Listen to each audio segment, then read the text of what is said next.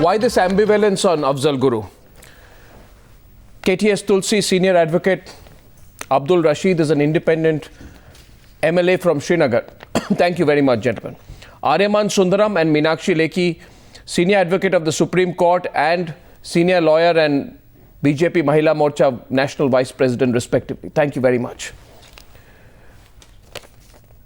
Meenakshi Lekhi, this symbolism is also that of the BJP, isn't it?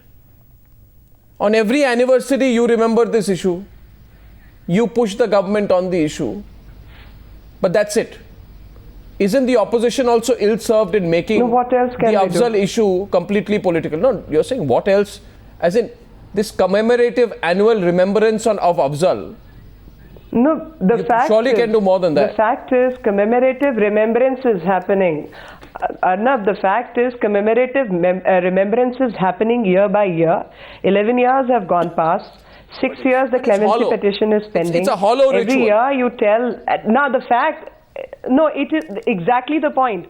When the flowers are brought on and furnished on these occasions, it makes it a hollow ritual, because what law and order and governance needs to do and what government of India is not doing is precisely what Ms. Sushma Swaraj has said today. Because end of the day, the families who have suffered, the families who have had their loved ones killed, the attack on the parliament, which is a symbol of democracy and the crucible of democracy in this country, and at the same time you can't even deal with an issue of terrorism. Is that the kind of state people of India vote for? Because it is politics. No, Abdul Rashid will admit. Out of it. Mr. Rashid will admit today. Who has made politics out of it? Well, politicians. The politics has been made by the UPA. Politicians have made politics out of it. No, if you take action, there will be no politics. Well, surely, but then in Kashmir, but then in Jammu and Kashmir, there is a constituency which says that if you take action, if you execute Afzal Guru, there will be political repercussions in our state. Abdul Rashid, are you among those people? I'm sorry. I'm sorry. These are here, Abdul Rashid. And they, in any case, even when you don't execute, they have not stopped the attacks on Indian nation. Abdul Rashid. Homage to those who lost their lives, sir. As a human being, first I treat it my moral duty to pay sympathy with the families of those who lost their lives in the parliament attack, because none other than Kashmiris can feel the pain, because we have lost 80,000 lives at the hands of state actors and non-state actors. So we can really feel the pain. I first really have, so this sympathy does not help, Mr. Rashid. Mr. Rashid, I would request you. Your question is concerned. Take a position, don't give lip service, don't pay, sympathy does not help. If you will allow me to speak, then I will try to answer. In Kashmir, what we feel that yes, of course, Afzal Guru has not got a fair trial. That is one thing. Number two, the judgment says that to satisfy the conscience of the people of the country, he should be hanged. So our to satisfy two things. First, don't misinterpret the judgment. Fair trial. Don't misinterpret the judgment. Please. No. This is not. This is 1 minute, Mr. No, don't misinterpret the judgment. I will not allow you, Mr. Rashid, to misinterpret the judgment of the Supreme Court. This is not a bloodthirsty nation, Mr. Rashid, where to satisfy the people of this country he has to be hanged. Please don't misinterpret the judgment. It is a judgment. It is a judgment. If he was a conspirator, then what about Gopal Godse? Mr. Rashid, don't misinterpret a Supreme Court judgment on this channel.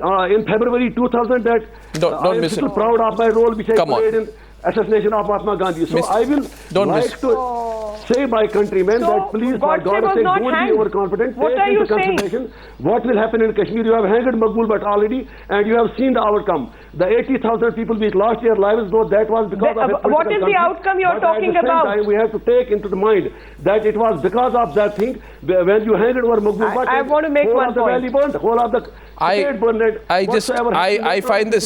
find this so sad. I want to make one point. Meenakshi Lekhi, after Aryaman Sundaram, let's get everyone in, and KTS Tulsi. It's so disappointing. 11 years have passed now. Now there are two responses. One is a hollow 2-minute ritual, 2-minute silence.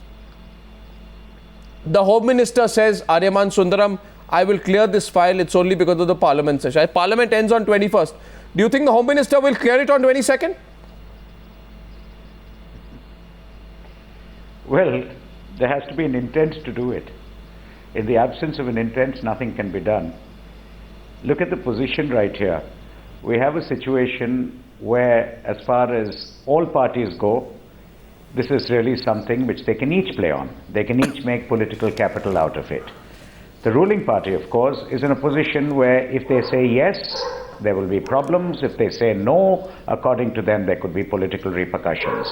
It all finally becomes a game of politics. A person has been convicted. 11 years have passed since the crime. 7 years have passed since the conviction by the final highest court of the land, and a mercy petition is still pending. It either has to be abysmal negligence, abysmal delay, abysmal abdication of function of the government, or it has to be deliberate. Either way, deliberate. It gives great grist for the political mill. It's certainly deliberate. And it's certainly political. Even KTS Tulsi will admit, I'm sure tonight, that this has become 100% political. Because after Kasab was hanged, Prithviraj Chavan, KTS Tulsi came out and says, let people judge who is committed to fighting terrorism. There was this muscular display after Kasab was, we are also fighting terrorism. My question is, why does the same commitment, in your view, Mr. Tulsi, not reflect when it comes to taking a tough decision on Afzal Guru? You see, there was a law in the Supreme Court where they said that if a decision on the mercy petition is not taken within 2 years, then the sentence becomes inexecutable because it's cruel and inhuman to keep a person on a death row for such a long time. At that time, the governments used to take a decision within 4 months or 5 months. But thereafter, when the Supreme Court relaxed that rule in 2000, 2001, it has been uniform policy of all governments that they go into deep slumber and they fail to fulfill their constitutional obligation and human rights obligation. So you defer a decision. So you are saying decision deferred. Hence, if decision deferred, then don't even ask today that he needs to be hanged. This is the standard argument. Quite right. Decision deferred, so washed under the carpet. This is so transparent, Mr. Tulsi. I'm sorry, I'll have to take you on this.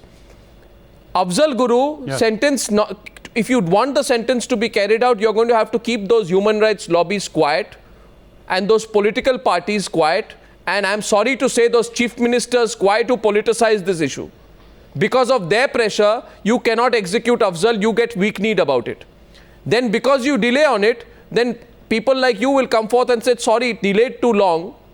Hence, commute the death sentence altogether. Let Afzal Guru live on taxpayer money, be a blot on the sovereignty of the nation forever. We'll swallow that pride, but it got delayed. Who delayed it, Mr. Tulsi? Who got it delayed? No. What I am saying is that perhaps the Supreme Court ought not to have relaxed this rule, because when the Supreme Court had the rule of 2 years, all governments were taking a decision within a period of 1 month. No, they wouldn't have. Within 6 months. It is perhaps a mistake to have relaxed this rule. As a result of that, the governments have. Sir, I'm sorry. Sir, I would quote to you, that they have to take a decision. Mr. Tulsi, September 18, 2009. Let's pick up the case Jagdish versus State of Madhya Pradesh. The court said, we as judges remain largely unaware to the reasons that ultimately bear with the government in taking a decision, either in favor of the prisoner or against him. But whatever the decision, it must be based on sound legal principles.